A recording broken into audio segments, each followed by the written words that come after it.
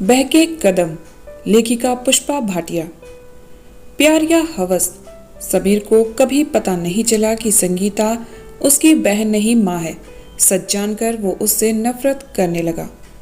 दोस्तों, कहानी में आगे बढ़े इससे पहले आप सबसे रिक्वेस्ट है, अगर आप चैनल पर नए हैं तो प्लीज़ ढेर सारी कहानियों को सुनने के लिए चैनल को सब्सक्राइब ज़रूर कर लीजिएगा। चलिए बढ़ते हैं वीडियो में आगे और सुनते हैं आज की कहानी। नीमा के बेटा हुआ है।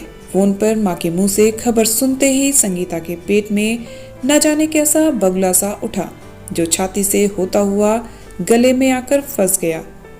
आंखों में बादल से छाने लगे। भारी मन से बेडरूम में गई तो देखा इवा ड्रेसिंग टेबल के सामने बैठी बाल संवार रही थी। मम्मा, किसका फोन था? तेरी नानी का। नीमा के बेटा हुआ है। अरे वाह, फिर तो समीर मामा को शानदार पार्टी करनी चाहिए, है ना मम्मी? बिल्कुल, संगीता अचकचाकर बोली। तू फोन कर मामा को, पर इस समय तुम कहाँ जा रही हो? एक ही बेटी है उसकी, जहाँ जाना होता है बताकर ही जाती है। अपने संस्कारों की परिधि को पार करके एक कदम आगे चलने की छूट भी तो दी है उसे संगीता ने।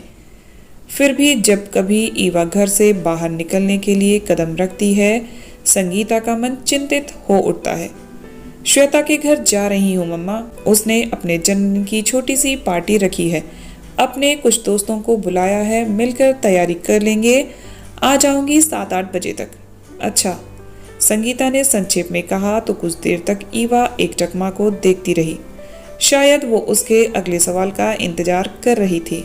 फिर जब देखा कि कोई और सवाल नहीं उठाया गया तो अच्छा मम्मी कहकर घर के बाहर निकल गई।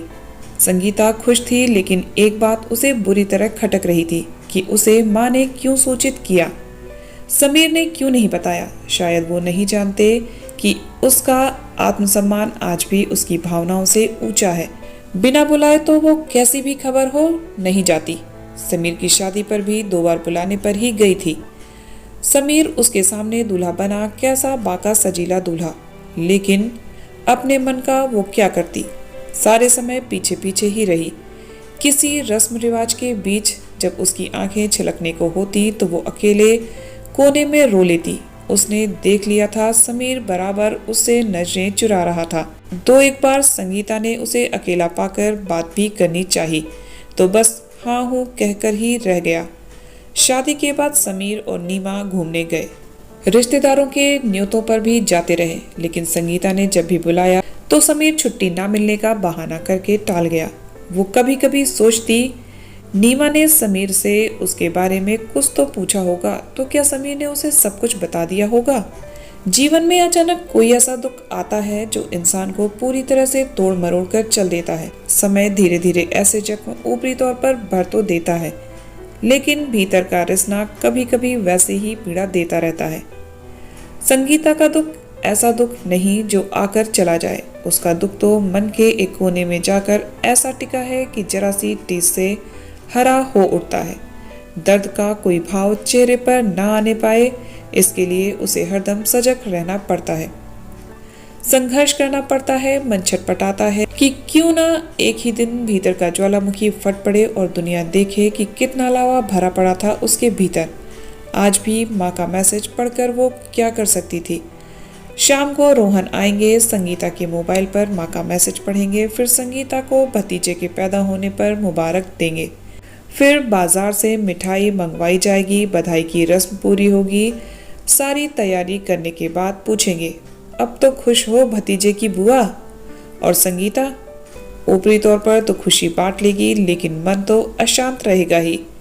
जमाना जानेगा वो बुआ बन गई। बुआ होने का नेक भी बहुत मिलेगा, लेकिन ये कोई नहीं जान पाएगा कि वो दादी बन गई। पोते को भतीजे की आड़ में छुपाना होगा उसे। अपने बहके हुए कदमों को याद करके ही वो अपनी बेटी को जमाने की ऊंच नीच समझाती रहती है। खुलकर बताती भी है कि पुरुषों के साथ एक उचित दूरी रखकर व्यवहार करना चाहिए, क्योंकि लाख दोस्त हो फिर भी पुरुष आखिर पुरुष होता है। आंख मूंद कर किसी पर भरोसा करने से जीवन भर का रोना ही हाथ आता है। ईवा ने भी उससे कभी कुछ नहीं छिपाया। संगीता अक्सर सोचती कि अच्छा होता यदि उसकी माँ ने भी टीनेज में उसे ऊंच नीच समझाया होता।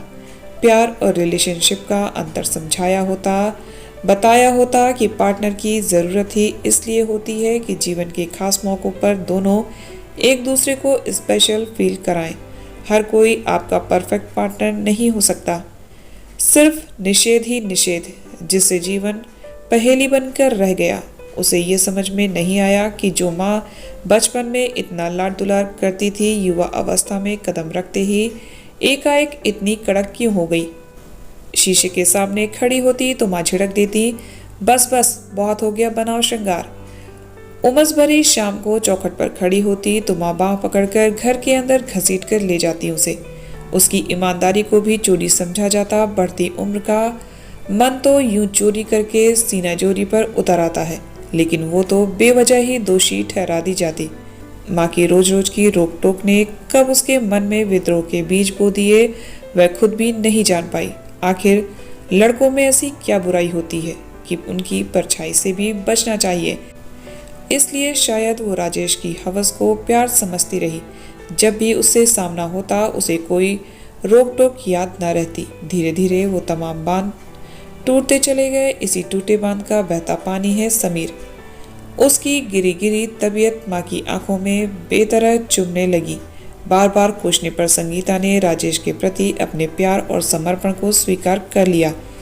माँ तो जैसे पागल हो गई। पिता घर आए तो दोनों ने राजेश को घेरना शुरू किया, उसे हर तरह से लालच दिए, लेकिन ये लालच भी मन से राजेश को संगीता के साथ बांध नहीं पाए और ये शादी टिकी नहीं। संगीता कुछ ही महीने राजेश के साथ रही। समीर के पैदा होने से पहले ही राजेश उसे छोड़कर विदेश चला गया। संगीता की उम्र ही क्या थी, कुल 17-18 वर्ष। संगीता के पापा ने अपना ट्रांसफर करवा लिया ताकि नई जगह पर लोग समीर को लेकर सवाल ना करें। समीर को उन्होंने अपना बेटा घोषित कर दिया। बेटे को गले लगाने के लिए संगीता की बाहें तरसती रह गईं। शादी का जो अंजाम संगीता ने देखा था, उसके बाद वो फिर शादी करना नहीं चाहती थी, लेकिन माँ और पिताजी की जिद के आगे उसे झुकना पड़ा। संगीता को बेहद प्यार करने वाला पति मिला। शादी के 2 साल बाद ईवा का जन्म हुआ, लेकिन वो समीर को नहीं भूल पाई। समीर हॉस्टल में पढ़ा। छुट्टियों में जब समीर घर आता तो संगीता भी ईवा को लेकर माँ के पास चली जाती। मामा से ईवा की खूब जमती थी। वो कुछ दिन उसके लिए आनंद से भरे होते थे। दीदी दीदी कहकर जब वो संगीता को अपने हॉस्टल के किस्से सुनाता तो प्यार भरे संबोधन के गुलाब में मानो कांटे उग आते। फिर कुछ ऐसा हुआ कि कुछ रिश्तेदारों ने समीर के कान भरे और वो सब कुछ जान गया। मन ही मन संगीता को अपराधी भी ठहराने लगा। उपेक्षा की नज़र से उसे ऐसे देखता कि संगीता कटकर रह जाती। कभी कभी तो वो अपने प्रति घृणा से भर उठती। ये कैसा जीवन दिया उसने अपने बेटे को। कितना अच्छा होता अगर माँ पिताजी की जिद ना मानकर समीर को ही लेकर अपनी जिंदगी काट लेती। दुर्भाग्य ऐसा कि वो दोबारा माँ भी नहीं बन सकती थी। ईवा के जन्म के समय ही डॉक्टर ने उसे दोबारा माँ ना बनने की सख्त हिदायत दे दी थी। वो जानती थी कि पति के मन में बेटे की उम्मीद हमेशा कसक पैदा करती रहती है। एक बार तो उन्होंने लड़का गोद लेने की बात उठाई भी थी, पर समीर के रहते पराया लड़का गोद लेने के लिए संगीता का मन नहीं माना। समीर ने अपने बेटे का नाम आशुतोष रखा। आशुतोष 3 महीने का ही हुआ था कि एक दिन अचानक नीमा चल बसी। मैसेज मिलते ही बैग में 4 कपड़े रखकर संगीता चलने की तैयारी करने लगी तो ईवा भी मामा के घर चलने के लिए जिद पर अड़ गई। बुरा हाल था समीर का। बेटे को देखता तो नीमा का चेहरा आंखों के सामने आ जाता। उदास मन से संगीता उसके सारे काम अपने हाथों से कर रही थी। आशु उससे काफी हिल मिल गया। शोक के 13 दिन समाप्त हुए। संगीता ने माँ से अपने लौटने की बात की, लेकिन समीर ने उससे थोड़ा और रुकने को कहा। संगीता को अपने कानों पर विश्वास ही नहीं हुआ। इतने सालों बाद समीर का व्यवहार उसके लिए बदल चुका था। 3 दिन बाद जब वो अपना सामान बांध रही थी तो समीर उसके सामने आकर खड़ा हो गया। हाथ में एक अटैची थी।